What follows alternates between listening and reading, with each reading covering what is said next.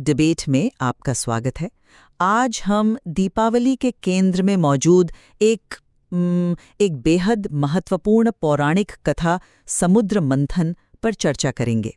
ये कथा सिर्फ देवताओं और असुरों के बीच हुए एक संघर्ष की कहानी नहीं है, बल्कि ये सृष्टि के कई गहरे सिद्धांतों को भी हमारे सामने रखती है।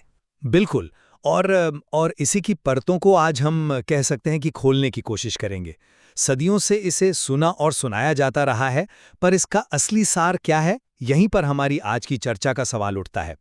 क्या समुद्र मंथन मुख्य रूप से धर्म और संतुलन की जीत का एक नैतिक उपदेश है, जिसका सबसे बड़ा प्रतीक हम देखते हैं देवी लक्ष्मी का भगवान विष्णु को चुनना? या फिर ये केवल अस्तित्व और खोई हुई शक्ति को फिर से पाने की एक व्यावहारिक, एक रणनीतिक लड़ाई थी, जहां लक्ष्य को हासिल करने के लिए हर तरह की दिव्य युक्तियों का इस्तेमाल कह सकते हैं कि जरूरी हो गया था। मेरा पक्ष ये है कि इस कथा का शिखर और इसका जो स्थायी संदेश है, वो धन और शक्ति का धर्म के अधीन होना ही है। एक संघर्ष को दिखाती है। इसके नैतिक आयाम जरूर हैं, मैं मानता हूं, लेकिन वे उतने सीधे नहीं हैं जितने लगते हैं। असल मकसद हमेशा शक्ति संतुलन ही रहा। तो चलिए शुरू करते हैं। देखिए, मेरे हिसाब से समुद्र मंथन की पूरी कथा को एक नैतिक चौखटे के बिना समझा ही नहीं जा सकता। इसकी शुरुआत ही देखिए, इंद्र के अहंकार से होती है। जब दुर्वासा ऋषि उन्हें दिव्य माला देते हैं और इंद्र उसे ऐरावत हाथी को पहना देते हैं जो उसे फेंक देता है, तो ये सिर्फ एक माला का अपमान नहीं था। मतलब ये विनम्रता और सम्मान जैसे मूल्यों का तिरस्कार था। और ऋषि का श्राप, जिससे पूरा स्वर्ग श्रीहीन यानी धन, वैभव और तेज से हीन हो गया, वो सीधे सीधे अधर्म का नतीजा था।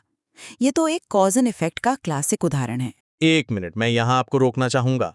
आपने कहा कि ये अधर्म का नतीजा था, और ये बात सही है, लेकिन उस नतीजे का असर क्या हुआ? क्या देवताओं ने बैठ के कोई आत्ममंथन किया? नहीं। वे एक रणनीतिक संकट में फंस गए। उनकी शक्ति चली गई, असुर उन पर हावी हो गए और उनका अस्तित्व ही दांव पर लग गया। तो जब वे मदद के लिए विष्णु के पास गए, तो उनका सवाल नैतिक नहीं था, बल्कि बहुत व्यवहारिक था। हमारी शक्तियां वापस कैसे मिलेंगी? उनका लक्ष्य पश्चाताप करना नहीं था, बल्कि अपनी खोई हुई ताकत दोबारा हासिल करना था। लेकिन विष्णु का समाधान देखिए। उन्होंने कोई आसान रास्ता तो नहीं बताया। उन्होंने एक महान यज्ञ, एक महान तपस्या का रास्ता सुझाया, समुद्र मंथन। और इसमें भी उन्होंने असुरों के साथ सहयोग करने की शर्त रखी। ये अपने आप में एक नैतिक पाठ था। देवताओं को अपने सबसे बड़े शत्रुओं के साथ मिलकर काम करना पड़ा, अपने अहंकार को उसे किनारे रखकर। तो ये सिर्फ शक्ति वापस पाने का कोई मैकेनिकल प्रोसेस नहीं था, ये चरित्र की भी एक परीक्षा थी। मैं इसे चरित्र की परीक्षा से ज्यादा जरूरत की राजनीति कहूंगा। देवताओं के पास कोई और चारा ही नहीं था। वे अकेले मंथन कर ही नहीं सकते थे, तो असुरों को साथ लाना एक रणनीतिक जरूरत थी। विष्णु ने उन्हें एक कूटनीतिक सलाह दी, एक तरह से, कि असुरों को अमृत का लालच दो और अपना काम निकालो। यहां नैतिकता कहां है? ये तो सीधी सीधी कूटनीति है, जहां अंत ज्यादा महत्वपूर्ण है, साधन नहीं। लक्ष्य बहुत साफ था, अमृत निकालना, उसे पीना और अमर हो जाना। बाकी सब कुछ तो उस लक्ष्य तक पहुंचने का रास्ता भर था। अगर लक्ष्य इतना ही सीधा और व्यावहारिक था, तो फिर हलाहल विष के निकलने की घटना को आप कैसे देखते हैं? जब मंथन से वो भयानक विष निकला, जो पूरी सृष्टि को जलाकर राख कर सकता था, तब तो सारे समीकरण धरे रह गए। न देवताओं की शक्ति का मई, न असुरों का बल। उनकी सारी रणनीति, सारी कूटनीति फेल हो गई। तब उन्होंने किससे प्रार्थना की? महादेव शिव से। और शिव ने उस विष को पीकर सृष्टि की रक्षा की, किसी व्यक्तिगत लाभ के लिए नहीं। उन्होंने उसे अपने कंठ में रोक लिया और नीलकंठ कहलाए। ये घटना स्वार्थ से परे जाकर पूरी सृष्टि के कल्याण के लिए किए गए त्याग और धर्म के सिद्धांत को सबसे शक्तिशाली रूप में दिखाती है। ये हमें सिखाती है कि महान शक्ति की दौड़ में महान जिम्मेदारियां भी होती हैं, जिन्हें नजरअंदाज नहीं किया जा सकता। शिव का हस्तक्षेप निसंदेह महान था, लेकिन उसके इरादे और उसके बाद जो हुआ, उसे भी देखना जरूरी है। हलाहल का निकलना उस महान प्रोजेक्ट का एक, आप कह सकते हैं, एक अनपेक्षित विनाशकारी साइड इफेक्ट था। आप इसे आज के संदर्भ में एक इंडस्ट्रियल डिजास्टर की तरह देख सकते हैं। अगर उसे संभाला नहीं जाता तो प्रोजेक्ट ही बंद हो जाता। तो शिव का हस्तक्षेप एक तरह का डिवाइन क्राइसिस मैनेजमेंट था। उन्होंने उस रुकावट को दूर किया जो सबके विनाश का कारण बन सकती थी, ताकि मुख्य मिशन यानी अमृत की खोज जारी रह सके। और हुआ भी तो यही।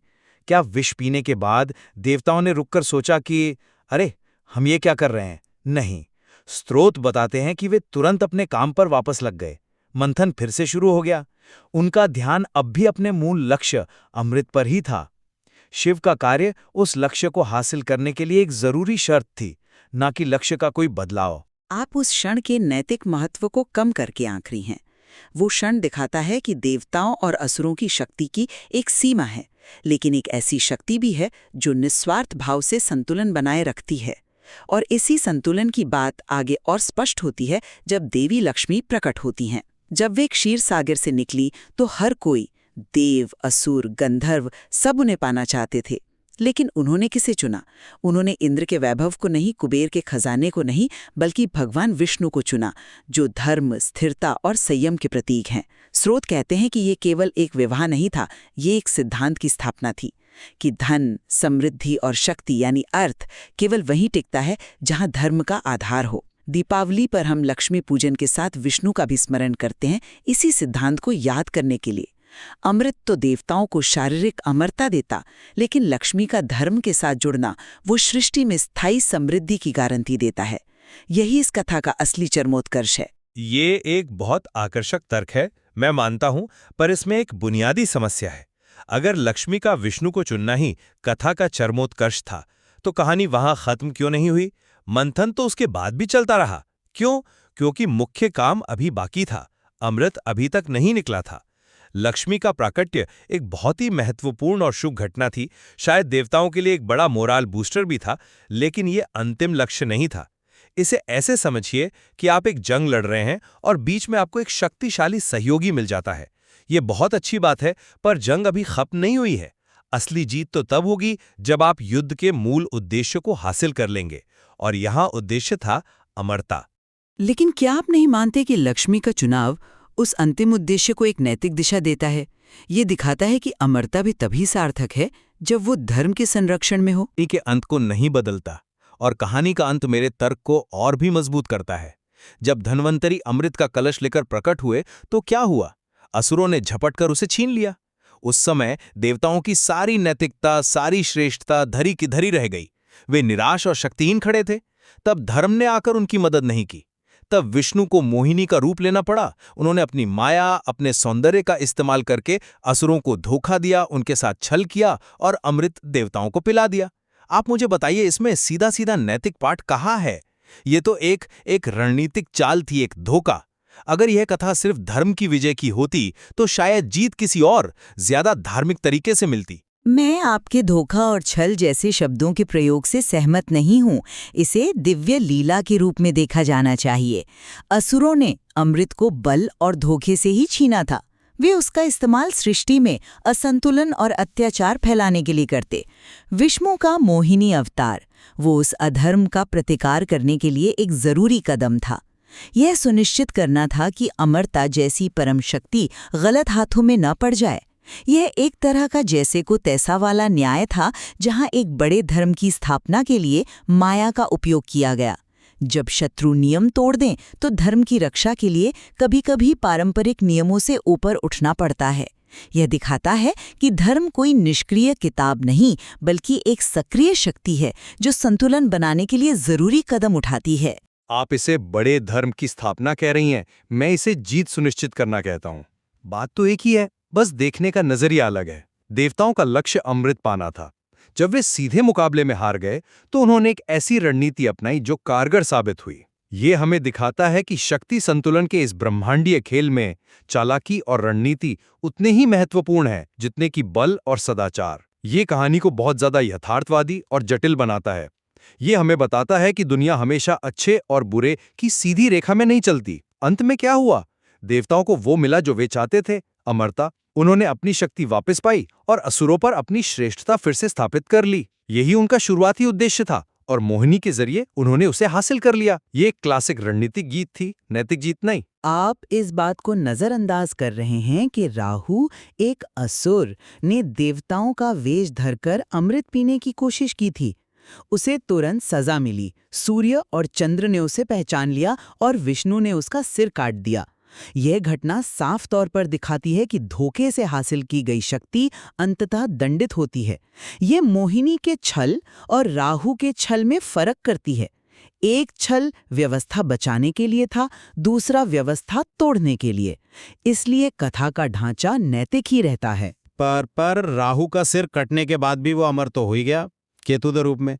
ये दिखाता है कि नतीजा कितना जटिल है। ये कोई साफ सुथरी जीत नहीं थी, इसके दूरगामी परिणाम हुए।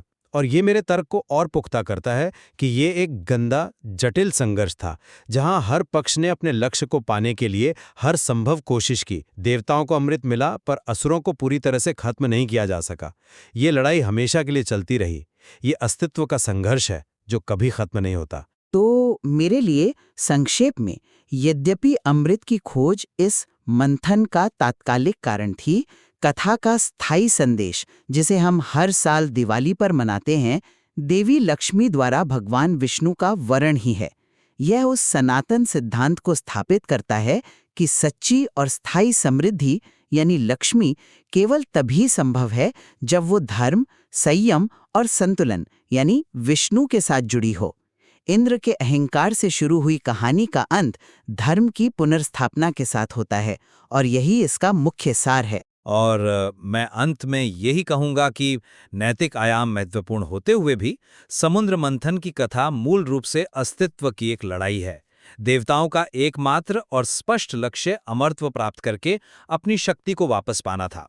मोहिनी अवतार और असुरों के साथ किया गया शुरुआती समझौता जैसी घटनाएं दिखाती हैं कि ब्रह्मांडीय व्यवस्था को बहाल करने के लिए कभी-कभी नैतिक रूप से जटिल और व्यवहारिक रणनीतियों की जरूरत पड़ती है। यह इसे केवल एक नैतिक कथा से कहीं ज्यादा गहरा और जटिल बनाती है। कथा का अंत देवताओं की अमरता सुनिश्चित होने पर होता है, जो कि उनका प्रारंभिक और अंतिम उद्देश्य था। मुझे लगता है कि हम दोनों इस बात पर तो सहमत हो सकते हैं कि समुद्र मंथन की ये कथा बहुस्तरीय है। इसे किसी एक नजरिए से देखना शायद इसके साथ न्याय नहीं होगा। बिल्कुल, इसे एक नैतिक मार्गदर्शक के रूप में भी पढ़ा जा सकता है और ब्रह्मांडीय व्यवस्था को बनाए रखने के लिए जरूरी दिव्य हस्तक्षेप और कूटनीति की कहानी के रूप में भी। दोनों ही व्याख्याएं इसके अंदर मौजूद है। और अंतिम निर्णय हम हमेशा की तरह अपने श्रोताओं पर छोड़ते हैं कि वे किस दृष्टिकोण को अधिक महत्व देते हैं, धर्म के सिद्धांत को या अस्तित्व की व्यावहारिकता को। यह निश्चित है कि इस दिव्य कथा में खोजने और समझने के लिए और भी बहुत कुछ है। शायद यही इसकी महानता